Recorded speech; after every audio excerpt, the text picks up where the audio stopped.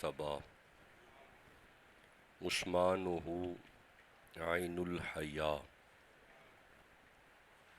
المرتضی بحر الکرم زہراء بدعۃ نورہ سبطاء سر و سرورہ زہرا وہ طاہرہ ہیں طہارت کو ناز ہے، زہرا وہ عابدہ ہیں عبادت کو ناز ہے،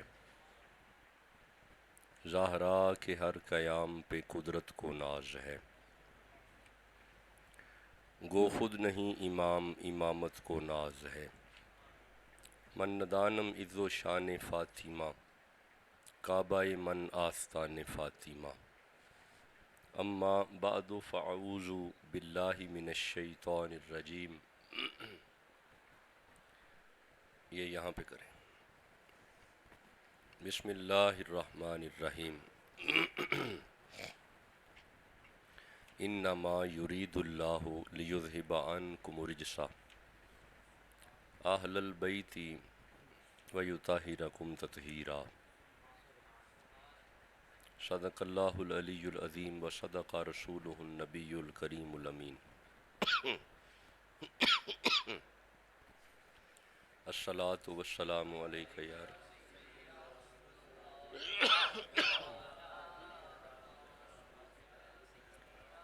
پڑھیے الصلاۃ والسلام علیک یا رسول اللہ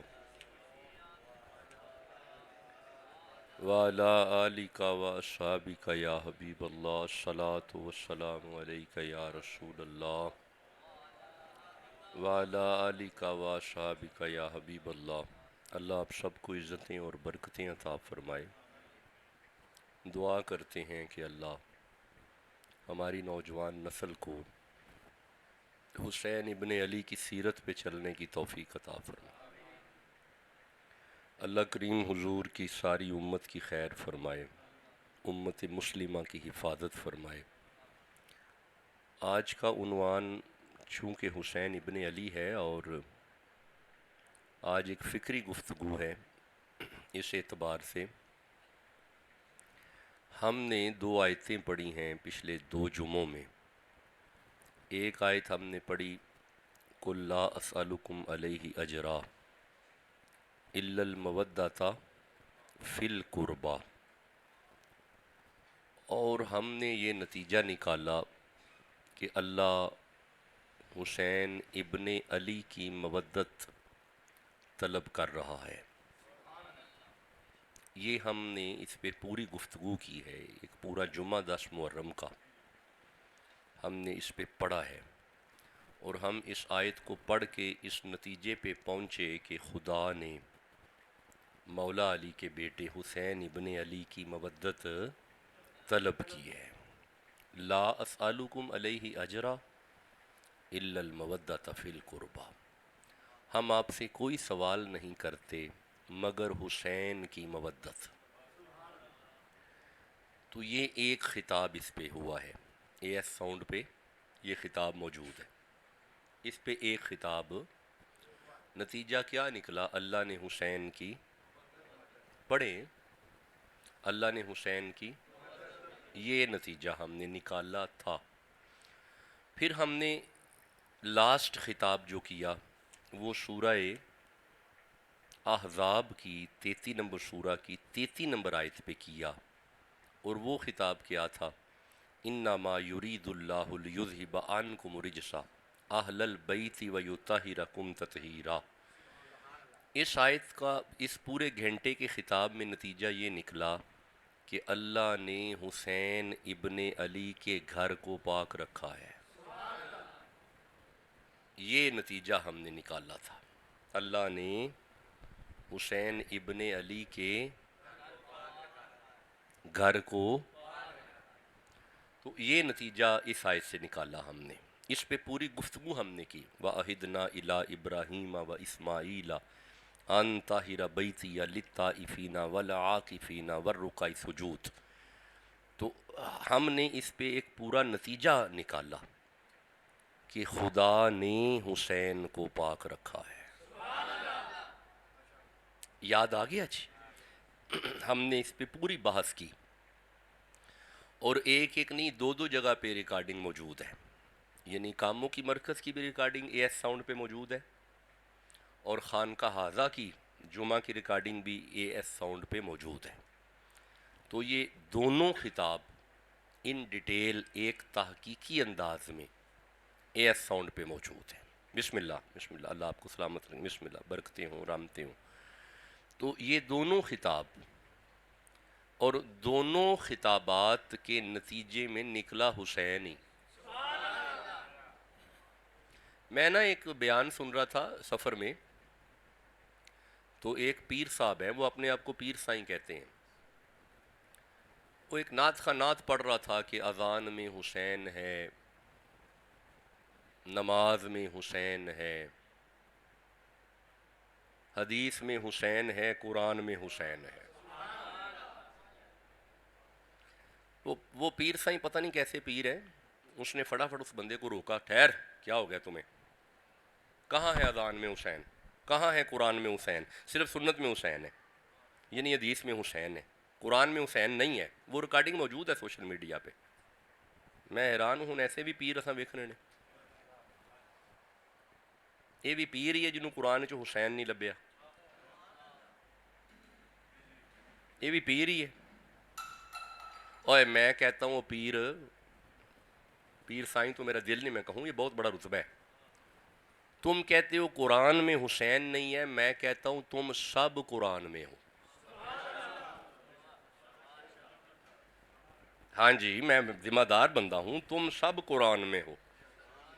ہاں جی، هو الذی یصورکم فی الارحام کیف یشاء، یہ تمہاری بات ہے۔ انا خلقنا الانسان من نطفۃ امشاج، یہ تمہاری بات ہے۔ واللہ اخرجکم من بطون امہاتکم لا تعلمون شیئا، یہ تمہاری بات ہے۔ اچھا تمہاری بات قرآن میں ہو، حسین کی نہ ہو؟ شرم آنی چاہیے ایسے پیر کو۔ اپنی طرف سے وہ بڑے مطمئن ہیں میں بہت بڑا فقیہ ہو گیا ہوں۔ میں آپ کو پتہ نہیں میں کس کی بات کر رہا ہوں، وہ اپنے آپ کو بہت بڑا فقیہ سمجھتے ہیں، اور بڑے بڑے بڑے بڑے لوگوں کا وہ رد کر رہے ہیں، بڑے بڑے لوگوں کا۔ تو میں حیران ہوں، اب یہ بھی وقت آنا تھا کہ بندے یہ کہیں گے قرآن میں حسین کدھر ہے۔ شرم آنی چاہیے، حیا آنی چاہیے۔ اگر نبی کا نواسہ ہی قرآن میں نہیں ہے تو پھر ہے کیا قرآن میں؟ نبی کے نواسے کو اللہ نے قرآن میں رکھا ہے۔ اچھا تمہیں اذان میں حسین نظر نہیں آیا؟ کہتا ہے جی اذان میں حسین کدھر ہے؟ حضور فرماتے حسین منی، حسین مجھ سے ہے، وَأَنَا من الحسین، میں حسین میں سے ہوں۔ وہ بیوقوف، جس اذان میں مصطفیٰ ہے اسی اذان میں حسین ہے۔ اذان میں مصطفیٰ کا ہونا حسین کا ہونا ہے۔ تمہیں اذان میں حسین نظر نہیں آیا، قرآن میں حسین نظر نہیں آیا، نماز میں حسین نظر نہیں آیا، نماز میں بھی حسین ہے۔ میں سمجھتا ہوں یہ جاہل ملا ہے، کوئی پیر شیر نہیں ہے۔ نماز میں حسین تمہیں نظر نہیں آیا؟ التحیات للہ والصلوات والطیبات السلام علیکہ ایہا النبی، آگے ورحمۃ اللہ وبرکاتہ، آگے السلام علینا وعلی عباد اللہ، عباد اللہ کا امام حسین ہے۔ سارے بندوں کا امام حسین ہے، تم کہتے ہو نماز میں حسین نہیں ہے۔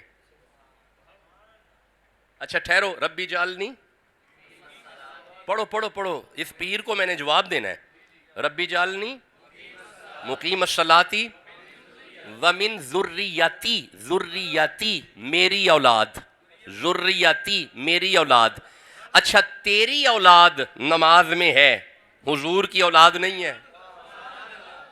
اچھا نہیں، اس جملے کو میں یوں کہوں گا، اگر نماز تیری اولاد کے بغیر نہیں ہوتی تو پھر رسول کی اولاد کے بغیر بھی نہیں ہوتی۔ شرم آنی چاہیے۔ نماز میں بھی حسین ہے،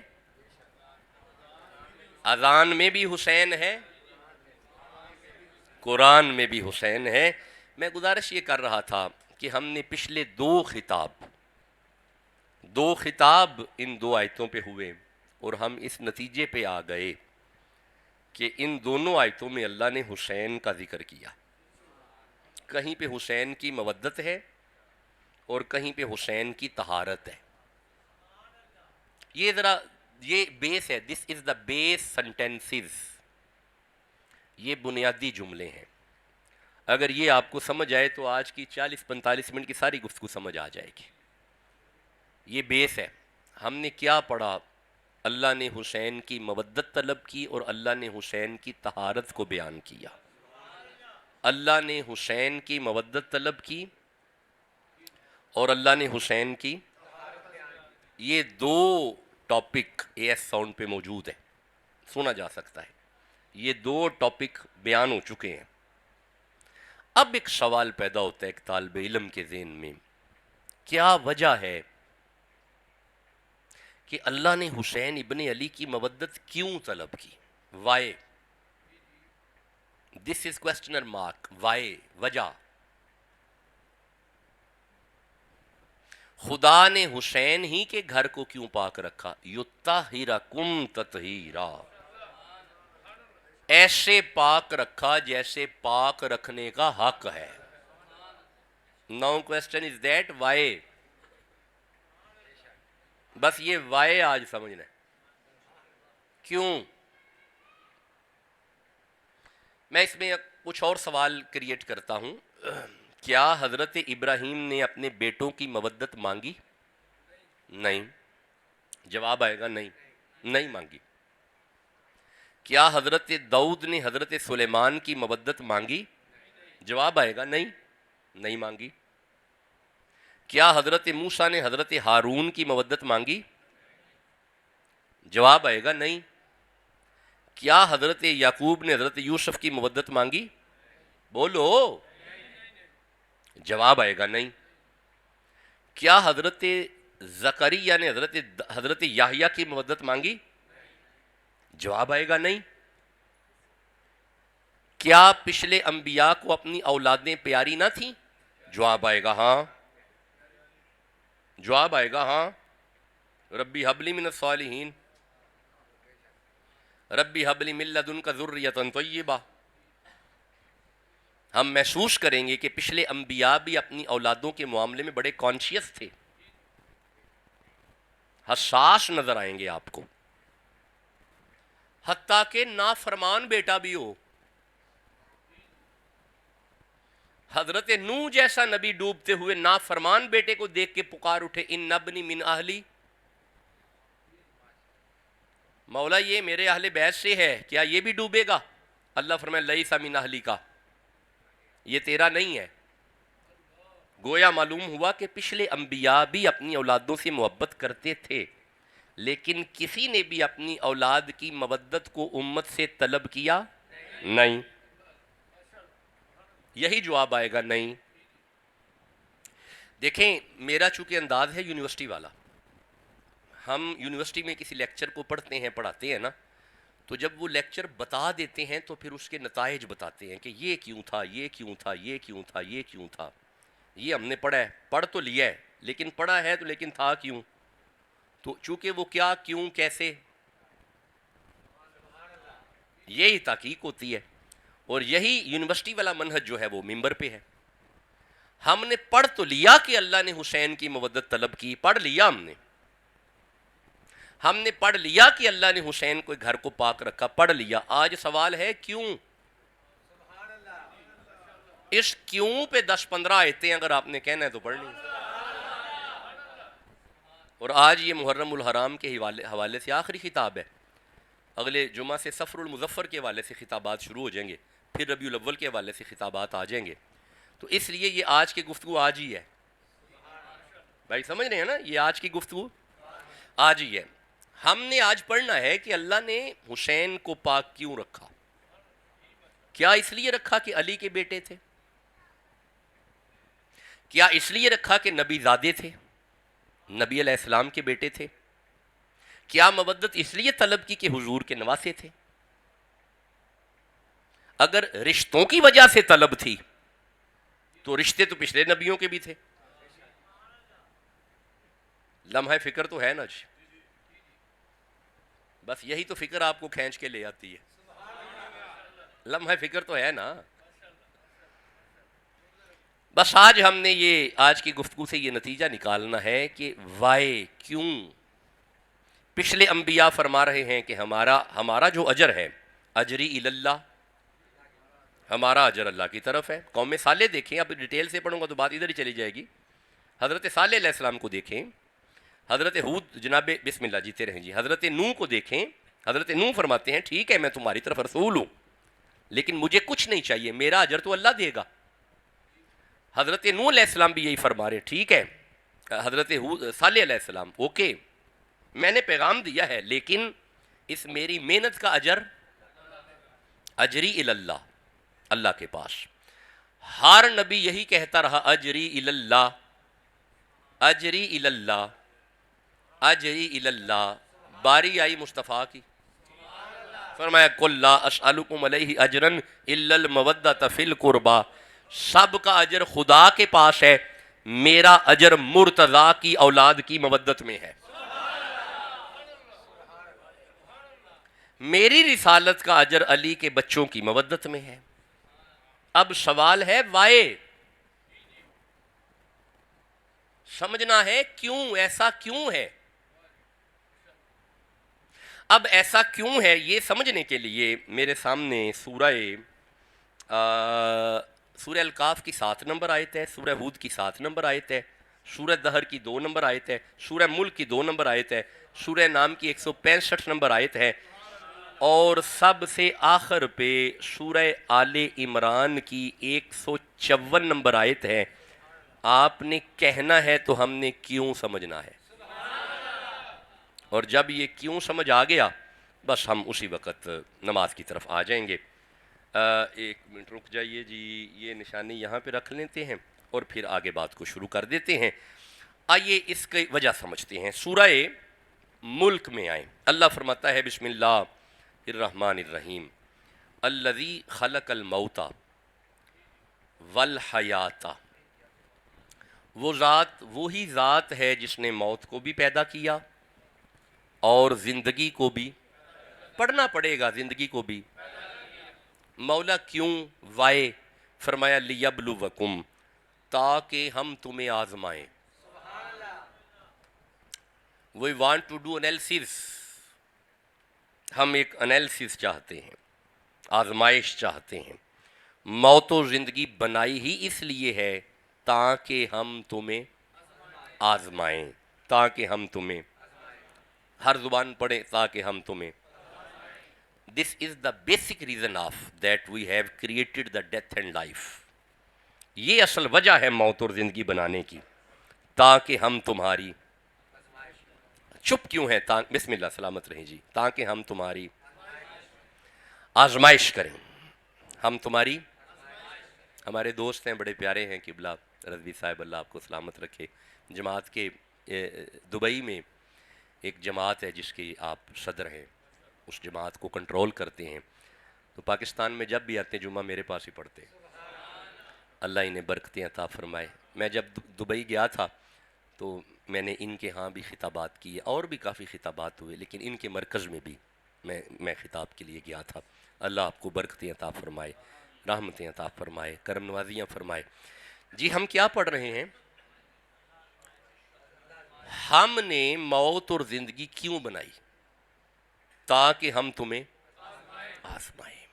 اچھا اب ذرا اسی منہج پہ میں 3 آیتیں پڑھ رہا ہوں. سورہ الکاف کی طرف آئیں. اللہ فرماتے ہیں انا جعلنا ما علی الارض زینۃ لہا. یہ جو کچھ رونقیں تمہیں زمین پہ نظر آ رہی ہیں نا، یہ سب زمین کے لیے ہی رونقیں ہیں. یہ رونقیں زمین کی زینت ہے، یہ رونقیں زمین کی زینت ہے. مولا یہ زمین پہ جو رونقیں ہیں، زینت ہیں، وجہ فرمایا لنبلوہم، تاکہ ہم انہیں آزمائیں، تاکہ ہم انہیں آزمائیں، تاکہ ہم انہیں. موت اور زندگی کیوں بنائی؟ تاکہ ہم تمہیں، یہ ذرا جواب چاہیے مجھے، تاکہ ہم تمہیں، جیسے ایک طالب علم بولتے ہیں ویسے میرے ساتھ بولتے آؤ، تاکہ ہم تمہیں. یہ جو ہم نے زمین پہ رونقیں لگائی ہیں وجہ کیا ہے؟ تاکہ ہم تمہیں. اب ذرا ایک آیت اور سننا، اسی منہج پہ، اسی میتھڈالوجی پہ. اسی سٹریٹجی پہ ایک آیت اور سنو، سورہ ہود ہے، اللہ فرماتا ہے وَهُوَ الَّذِي خَلَقَ السَّمَاوَاتِ وَالْأَرْضِ فِي سِتَّةِ أَيَّامٍ، یہ جو زمین و آسمان تمہیں نظر آ رہے ہیں نا، یہ ہماری 6 دن کی پیدائش ہے۔ یہ جتنے تمہیں آسمان نظر آ رہے ہیں، یہ 7 آسمان، یہ بٹھا دیں جی، ذرا بٹھا دیں، چھوٹی دنیا کو بٹھا دیں اور کوشش کریں کہ اسے نہ چھیڑیں، تاکہ یہ جتنی آزمائش تمہیں نظر آ رہی ہے، یہ جتنی زیب و زینت، یہ جو آسمان 7 آسمان ہیں، تاتو سرا تک زمین ہے، اتنا ٹائم نہیں ہم نے لگایا، 6 دن میں بنا دیے۔ کتنے دن میں؟ 6 دن میں ہم نے بنا دیے۔ مولا وجہ فرمایا وَقَانَ عَرْشُهُ عَلَى الْمَاءِ، ہمارا عرش اس وقت پانی پر تھا۔ جب ہم نے زمین و آسمان 6 دن میں بنائے، ہمارا عرش پانی پر تھا۔ مولا یہ ساری سچی کہانی کے پیچھے وجہ کیا ہے؟ فرمایا لِيَبْلُوَكُمْ، تاکہ ہم تمہیں آزمائیں، تاکہ ہم تمہیں، یہ ذرا آواز آنی چاہیے، تاکہ ہم تمہیں، موت و حیات کیوں بنائی؟ تاکہ ہم تمہیں، ہم نے زمین پہ یہ زیب و زینش، یہ رونقیں، یہ زیب و زینت کیوں بنائی؟ تاکہ ہم تمہیں، ہم نے پانی کو عرش پہ رکھا، 6 دن میں زمین و آسمان کیوں بنائے؟ تاکہ ہم تمہیں۔ اسی منہج پہ ایک آیت اور پڑھتا ہوں، سورہ دہر کی طرف آئیں، 76 نمبر سورہ ہے، ترتیب کے اعتبار سے دوسری آیت ہے۔ اللہ فرمائے بسم اللہ الرحمن الرحیم انا خلقنا الانسان من نطفۃ امشاج and we create the man with mix sperm drop, ہم نے تمہیں پانی کے ملے جلے گندے قطرے سے بنایا، پتہ کیوں؟ نبتلیہ، تاکہ ہم تمہیں آزمائیں، تاکہ ہم تمہیں، ہم نے تمہیں گندے قطرے سے بنایا، تیری کریشن، تیری کریٹیوٹی یہ پانی کا گندا قطرہ ہے، اس لیے اس سے بنایا کہ ہم تمہیں آزمائیں۔ تیری تخلیق کے پیچھے بھی حکمت یہی ہے، تاکہ ہم تمہیں آزمائیں، ہم تمہیں آزمائیں۔ اب آئیے، اگر یہ آیتیں آپ آزمائش پہ سن چکے ہیں، اب آئیے ذرا سورہ انعام کی طرف چلتے ہیں، بلکہ سورہ انعام کو پڑھنے سے پہلے رک جائیں ذرا، چلو یہ سورہ عنکبوت پڑھتے ہیں، 29 نمبر سورہ ہے، پہلی اور دوسری آیت ہے۔ ارشاد ہے بسم اللہ الرحمن الرحیم الف لام میم، آیت ختم ہو گئی ہے، الف لام میم، مانا بھی الف لام میم۔ کیا ہو گیا آپ کو؟ کسی مولوی کو سمجھ نہیں آئی، یا خدا جانتا ہے یا مصطفیٰ جانتا ہے؟ نہیں پتہ اس کا معنی کیا ہے؟ الف لام میم، مانا بھی الف لام میم۔ مولویاں زور لا چھڑیا اج تک یہ معنی نہیں لبیا، تیری عیسیٰ حضور دیاں، بولو بھی تو صحیح نا۔ الف لام میم، اللہ جانتا ہے یا مصطفیٰ جانتا ہے؟ دیکھیں یہاں سینڈر کو پتہ ہے یا ریسیور کو پتہ ہے، درمیان میں میڈیم کو بھی نہیں پتہ۔ نہیں آپ سمجھے نہیں، میں کو بات کر رہا ہوں، سینڈر کو پتہ ہے یا ریسیور کو پتہ ہے، ایک درمیان میں میڈیم ہوتا ہے۔ اور یارہ میں یہاں سے کوئی بات کرتا ہوں ہیلو، تو آپ کو بات مل جاتی ہے، درمیان میں یہ میڈیم ہے، یہ میڈیم ہے، میں نے کوئی بات کی ہے، اس نے آگے پہنچائی ہے، یہ درمیان میں میڈیم ہے۔ اللہ فرماتا ہے الف لام میم، درمیان میں میڈیم جبریل ہے، جب اسے خبر نہیں، اور یارہ درمیان میں میڈیم جبریل ہے۔ میں چونکہ آئی ٹی کا اسٹوڈنٹ ہوں، اس لیے مثالیں بھی کبھی کبھی آئی ٹی کی دے دیتا ہوں۔ اللہ سینڈر ہے، رسول خدا ریسیور ہے، میڈیم جبریل ہے۔ اور یارہ کیسا راز ہے، میڈیم کو بھی نہیں پتا۔ جب میڈیم کو پتا نہیں، وہ اسے کنورٹ کیسے کر سکتا ہے کسی اور زبان میں؟ منوان لے کے آ کے مصطفیٰ کو بتا دیا، حضور فرماتے ہیں علم تو مجھے پتا چل گیا ہے، مجھے پتا چل گیا ہے کیا حکم ہے۔ میرے بابا بیان کیا کرتے تھے کہ بقیہ پیغام جبریل دیتے، حضور فرماتے ہاں مجھے پتا چل گیا ہے۔ جبریل کو بھی پتا ہوتا تھا پیغام کیا ہے، لیکن الف لام میم، ہا میم، عین سین قاف، قاف نون، حضور نے فرمایا مجھے پتا چل گیا ہے۔ جبریل عرض کرتے ہیں یا رسول اللہ مجھے تو نہیں پتا چلا، پہلے تو مجھے بھی پتا چل جاتا تھا۔ اور آپ نے فرمایا جبریل تو آنے جانے کے لیے ہے، یہ میرا اور میرے خدا کا راز ہے۔ جبریل تو ہے کبھی آنے کو کبھی جانے کو، کبھی آنے کو کبھی، جانے کو، خدا کا پیغام سنانے کو، جو راز محبوب و اللہ ہے، جبریل پیارا کیا جانے. نہیں آپ سمجھے نہیں، میں کوئی بات کر رہا ہوں. خدا اور مصطفیٰ کا جو راز ہے، جبریل کو بھی اس کی خبر نہیں ہے. جو راز محبوب و اللہ ہے، جبریل پیارا کیا جانے. تو گزارش تو یہ ہے کہ یہ راز ہیں مصطفیٰ اور خدا کے. الف لام میم. آپ چپ ہیں. الف لام میم. اچھا آگے آؤ، ذرا آگے آؤ. اس پہ ربیع الاول میں آپ سے بحث کروں گا. الف لام میم. یہ بات کرنے کے بعد اللہ فرماتا ہے احسب الناس ان یترکوا ان یقولوا آمنا. کیا لوگ یہ سمجھتے ہیں کہ وہ بچ جائیں گے اتنا کہنے سے کہ ہم ایمان لے آئے؟ نہیں. وہم یفتنون. ان کی آزمائش ضرور کی جائے گی. اکیلا لا الہ الا اللہ محمد رسول اللہ کہنے پہ بات ختم نہیں ہو جاتی. آزمائش کی جائے گی. آزمائش. بیٹھ جائیں جی، بیٹھ جائیں میرا جی، بیٹھ جائیں، بیٹھ جائیں، بیٹھ جائیں، بیٹھ جائیں، بیٹھ جائیں. بھائی چھوڑ دیں، چھوڑ دیں، آپ بھی چھوڑ دیں. بیٹا بیٹھ، چھوڑ دیں، چھوڑ دیں. آپ بھی بیٹھے، اٹھنا نہیں. اب آزمائش ہوگی. آزمائش. آزمائش سے بچنا. ٹھہرو. وَلَقَدْ فَتَنَّ الَّذِينَ مِن قَبْلِهِمْ. اللہ فرماتا ہے تم سے پہلے لوگوں کو بھی ہم نے آزمایا ہے. جو تم سے پہلے گزرے ہیں نا. آپ نہیں سمجھے. کسی کو مچھلی کے پیٹ میں بھیج کے، کسی کے سامنے آگ جلا کے، کسی کے بیٹے کی گردن پہ چھری رکھوا کے. آگے ذہن میں. تمہارے سے پہلے لوگوں کو بھی ہم نے آزمایا ہے. فَلَيَعْلَمَنَّ اللَّهُ. اللہ ضرور بضرور ہر ایک کی آزمائش کرتا ہے. اللہ ضرور بضرور ہر ایک کی. بولو بولو، ہر ایک کی. ٹھہرو. آپ چپ ہیں. ٹھہرو، ایک آیت اور پڑھتا ہوں. ذرا ٹھہرنا ٹھہرنا ٹھہرنا. سورہ انعام کی آیت ہے. اب یہ نتیجہ والی آیتیں دو سنو. اللہ فرماتا ہے بسم اللہ الرحمن الرحیم وَهُوَ الَّذِي جَعَلَكُمْ خَلَائِفَ الْأَرْضِ. ہم نے تمہیں زمین پہ خلافت دی ہے. ہم نے انسان کو زمین پہ خلائف الارض. وہ ایسا ہے کہ جس نے تمہیں زمین پہ خلیفہ بنایا. وَرَفَعَ بَعْضُكُمْ فَوْقَ بَعْضٍ دَرَجَاتٍ. لیکن ایک بات یاد رکھنا، سارے ایک جیسے نہیں ہیں. کسی کا رتبہ اعلیٰ ہے اور کسی کا رتبہ ادنا ہے. کوئی اعلیٰ ہے. تسی اجے بھی چپ ہو. کوئی میرے ورگا نکما ہے تے کوئی گنجے شکر ہے. ہاں جی، کوئی میرے ورگا کمینہ ہے تے کوئی داتا حجویر ہے. نہیں تسی اجے بھی سمجھے نہیں. کوئی میرے ورگا نکما ہے تے کوئی غوث اعظم ہے.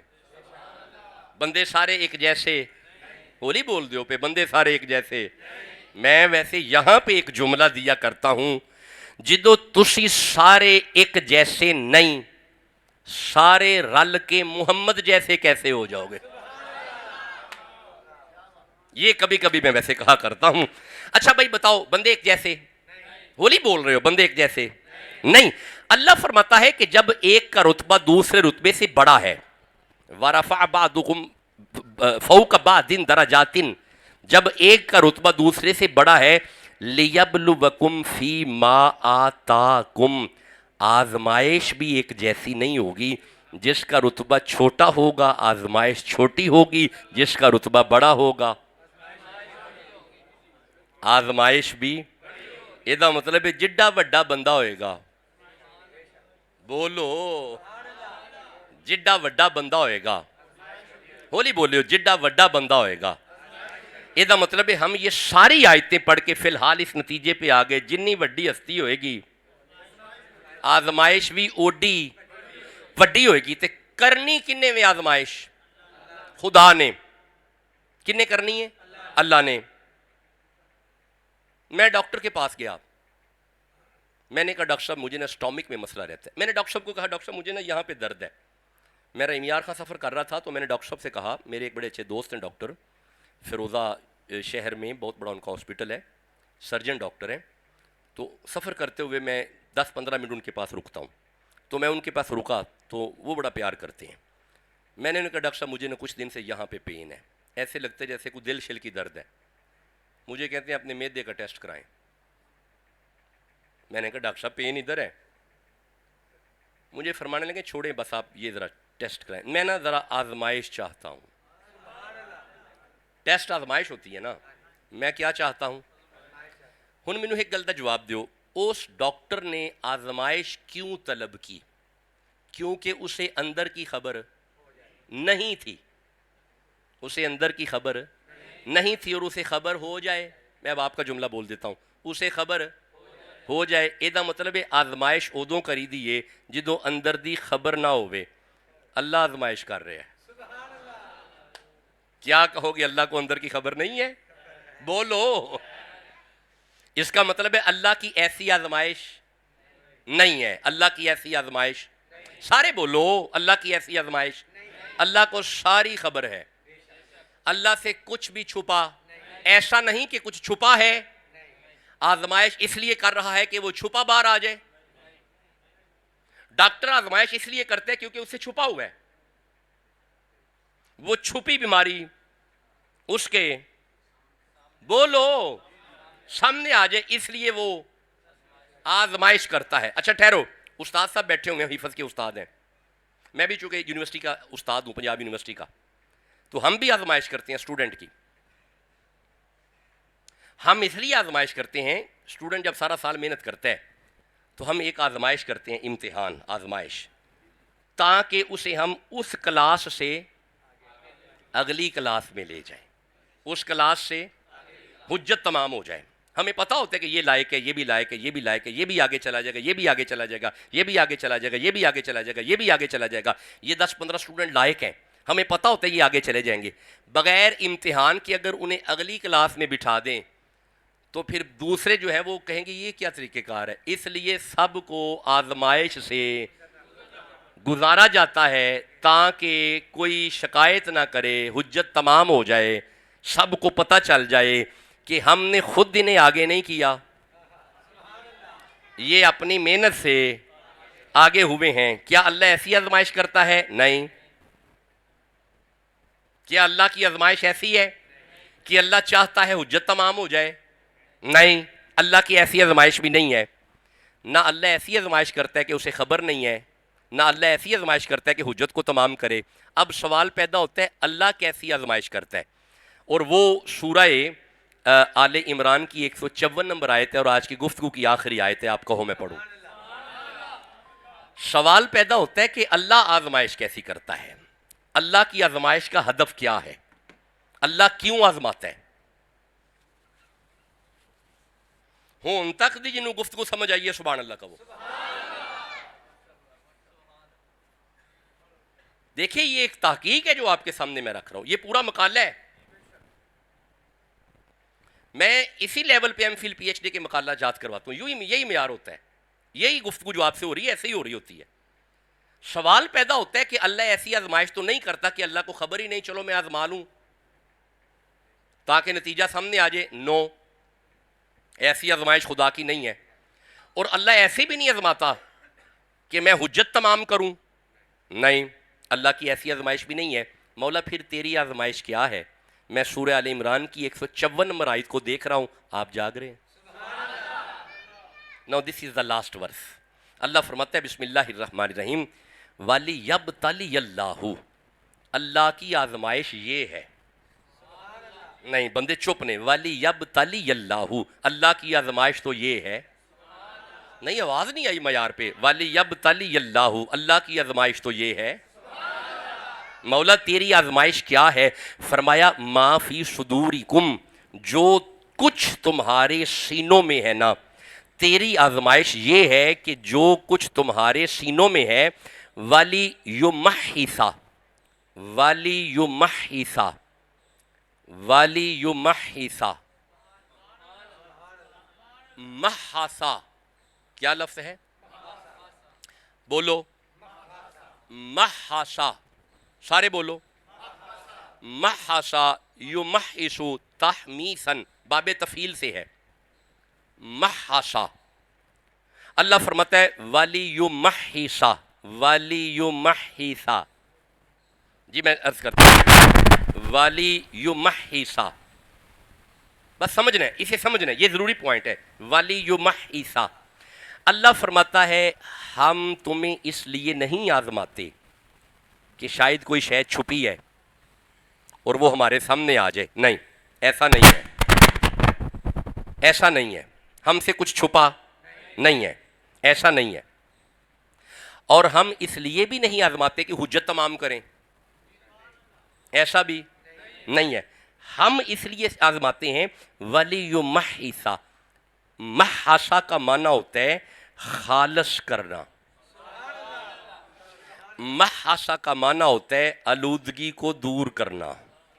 نہیں آپ چپ ہیں. محاسا الشیء، اس کا معنی ہے کسی شے سے گردبار کو دور کرنا، کسی شے سے پلیتی کو دور کرنا. نہیں، یہ ضروری پوائنٹ ہے جو میں عرض کر رہا ہوں، کسی شے سے پلیتی کو دور کرنا.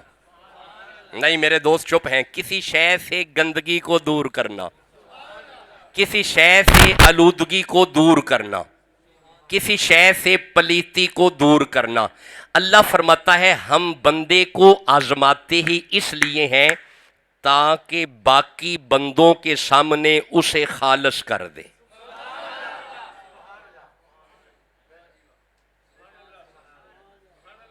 ہم کسی کو آزمائش میں سے اس لیے گزارتے ہیں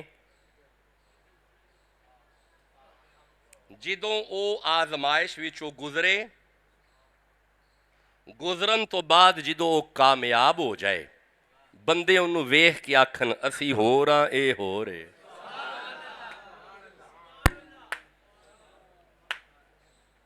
یہ ہے، یہ پوائنٹ ہے. دس از ایگزیکٹ پوائنٹ. اللہ فرماتا ہے ہم تمہیں آزماتے اس لیے ہیں تاکہ محاسا، ہم بتا دیں کائنات کو ہم نے اسے پاک کیوں کیا ہے. نہیں، اگر پہلی گفتگو آپ نے نہیں سنی تو سمجھ نہیں آئے گی. ہم اس بندے کو آزمائش میں سے گزار کے بتاتے ہیں. اب سمجھ آئی ہم نے اس کی مودت کیوں مانگی ہے. ہم اسے آزمائش سے گزار کے قیامت تک کی آنے والی امت کو بتاتے ہیں. اب آپ کو سمجھ آئی ہم نے اس کی مودت کیوں مانگی، ہم نے اسے پاک کیوں رکھا. جسے قرآن سمجھ آ رہا ہے سبحان اللہ کہو جلدی سے. اللہ فرمایا وَلِيُمَحِّصَ، مت سمجھو کہ ہم نے نبی کے نواسے ہونے کی وجہ سے مودت مانگی، مت سمجھو کہ ہم نے علی کے بیٹوں کی وجہ سے مودت مانگی، مت سمجھو کہ ہم نے زہرا کی وجہ سے مودت مانگی. اگر وجہ ہوتی تو وجہ تو پیچھے تھی. بہت بڑی وجہ تھے ابراہیم. اگر وجہ ہوتی تو بہت بڑی وجہ تھے حضرت داؤد، بہت بڑی وجہ تھے حضرت سلیمان، بہت بڑی وجہ تھے حضرت یعقوب. ہم نے وجہ سے مودت نہیں مانگی. حسین بندہ ہی ایسا ہے. بولو بھی تو صحیح جسے سمجھا.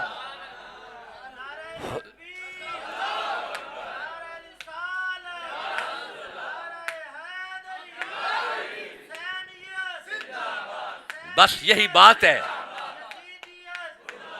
یہی بات ہے. مجھے خوشی ہے میرے دوستوں کو قرآن سمجھ آ گیا. اللہ فرمایا دیکھو حسین بندہ ہی ایسا ہے، تم بھی کہو گے معیار بنتا ہے حسین کی مودت مانگی جائے. دھرتی میں حسین جیسا دکھاؤ. ہم نے علی کی وجہ سے مودت نہیں مانگی، ہم نے رسول اللہ کے نواسا ہونے کی وجہ سے مودت نہیں مانگی. وَلِيُمَحِّصَ، ہم نے اسے ایسی آزمائش سے گزارا ہے. اپنے تو اپنے اغیار بھی کہہ چکے ہمرے پیر حسین سا جگ میں نہ کوئی ہووت نہ کوئی حیا. نہیں آپ سمجھے نہیں میں کیا کہہ رہا ہوں. مسلمان تو مسلمان، ہندو کہتے ہیں ہم نے پیر حسین سا جگ میں نہ کوئی ہووت نہ کوئی حیا. آپ امام، باپ امام، پوت امام، امام کے بھیا.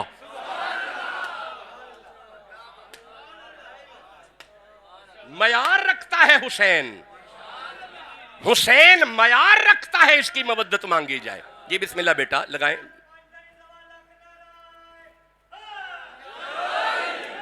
یہ معیار ہے. یہ یارا دیوی روپ کماری لکھتی ہے. میں نے پہلے عرض کیا اپنے تو اپنے بیگانے بھی حسین حسین کر رہے ہیں. روپ کماری لکھتی ہے اگر حسین بھارت میں آتا تو پردے میں اتارا جاتا. ہائے ہائے، یوں چاند بنی ہاشم کا دھوکے سے نہ مارا جاتا، یوں نہریں نہ رکتی، یوں پانی بند نہ ہوتے، شہیدوں کی سفارش پہ گنگا کا کنارہ ہوتا. آج اسے سمجھ آ رہی ہے؟ سبحان اللہ تو کہو.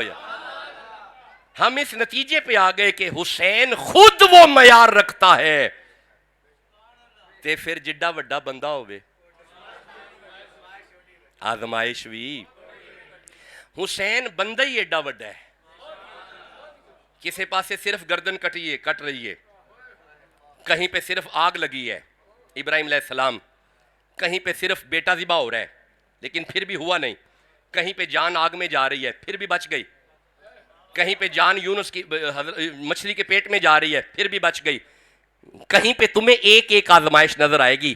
یہ وہ بندہ ہے جس کے سامنے خیموں کو آگ بھی لگی، چور ڈاکو پڑ گئے، مال بھی لوٹ لیا، اپنی جان بھی چلی گئی، پھر بھی جو ثابت قدم رہے اسے حسین کہتے ہیں.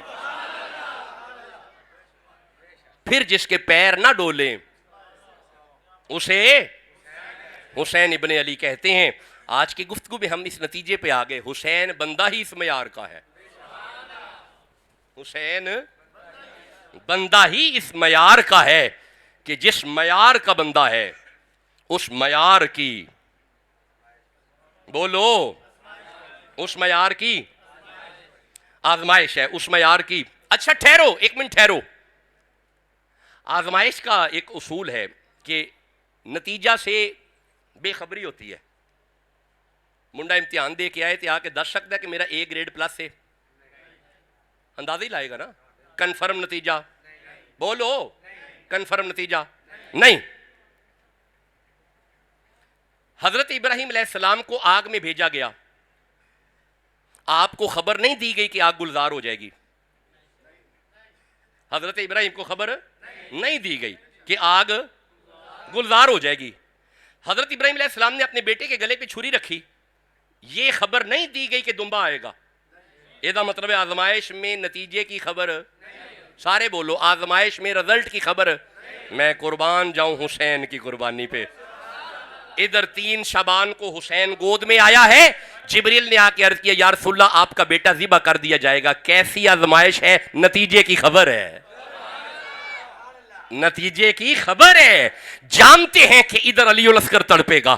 حضرت مولا علی جنگ کرتے ہوئے کربلا کے میدان میں پہنچے، مولا کی آنکھوں میں آنسو آئے، آپ زمین پہ بیٹھ گئے. لوگوں سے پوچھا یہ کون سی جگہ ہے؟ کہا اسے کربلا کہتے ہیں. حضرت مولا فرماتے ہیں میں دیکھ رہا ہوں وہاں پہ علی اکبر تڑپے گا، وہاں پہ علی الاسکر تڑپے گا، یہاں پہ حسین تڑپے گا، وہاں پہ عباس کے بازو قلم ہو گئے. میری بیٹی یہاں پہ دیکھے گی دور سے، زینب دور سے دیکھے گی کہ اس کے بھائی کا گلا کاٹا جائے گا. میری بیٹی دور سے دیکھے گی اس کے سامنے علی اصغر تڑپتا رہے گا. اور بھائی میں نے پہلے عرض کیا ہے اللہ نے ایویں مودت نہیں مانگ لی. اس قربانی میں، اس آزمائش میں حسین کو نتیجے کی بھی خبر ہے. اور یارا اب آخری جملہ سنو، ہم نماز کی طرف آ گئے. نتیجے کی خبر ہے کہ علی الاکبر تڑپے گا، علی الاسکر تڑپے گا، اون و محمد تڑپیں گے، قاسم کی لڑیاں رل جائیں گی. خبر ہے کہ عباس کے بازو قلم ہو جائیں گے. خبر ہے کہ میرا تن سر جدا ہو جائے گا، پھر بھی جو ثابت قدم رہے اسے حسین کہتے ہیں، اسے حسین ابن علی کہتے ہیں. جو ڈولے نا اسے حسین ابن علی کہتے ہیں. وہ ایک ایلچی آیا تھا یزید کے دربار میں، ایلچی، عیسائیوں کا ایلچی تھا، پیغام دینے والا. یزید کے دربار میں آیا پیغام دینے. کوئی یزید کو بادشاہ کا پیغام دینا تھا، عیسائی بادشاہ کا. تب جب یہ ایلچی آیا نا تو ادھر سر حسین بھی آ رہا تھا.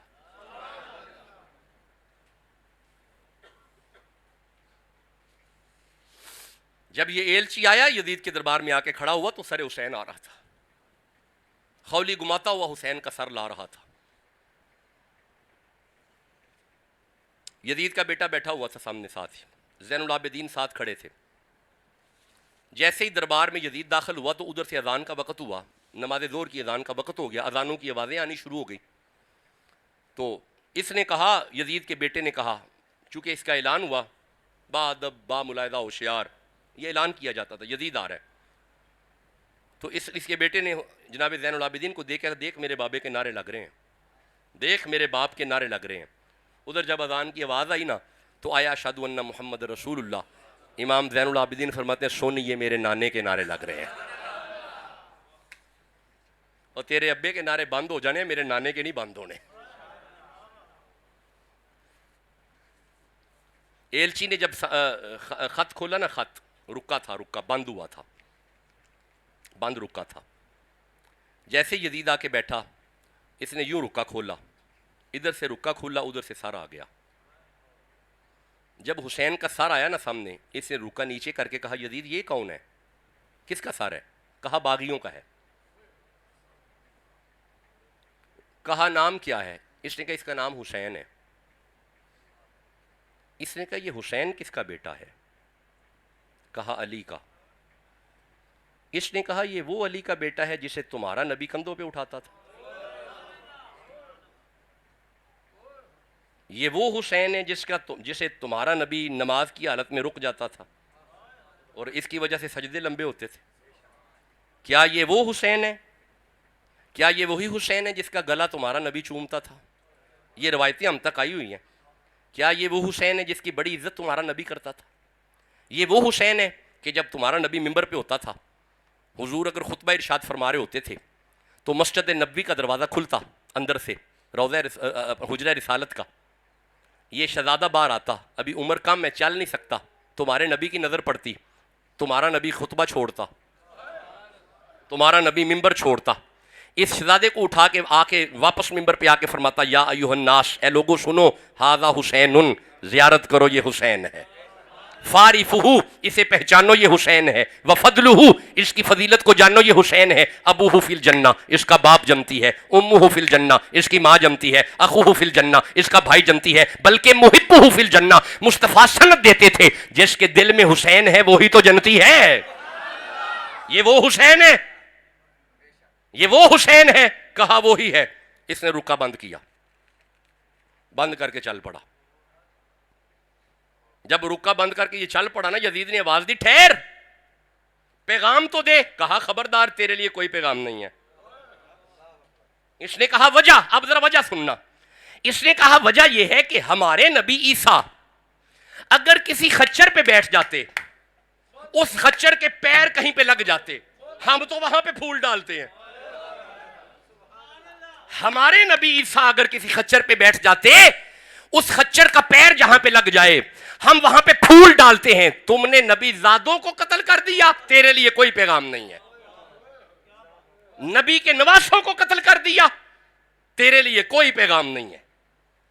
علی کے بچوں کو تو نے قتل کروا دیا, there is not any sort of message for you. ہم تمہارے ساتھ کوئی تجارت نہیں کرنا چاہتے. اب آپ کو سمجھ آ گئی, اغیار بھی جس کا حیا کرتے ہیں اسے حسین کہتے ہیں. اغیار بھی جس کا حیا کرتے ہیں اسے حسین ابن علی کہتے ہیں. اگلا جمعہ صفر المظفر پہ ہوگا. آئیے مسجد کی خدمت فرمائیں.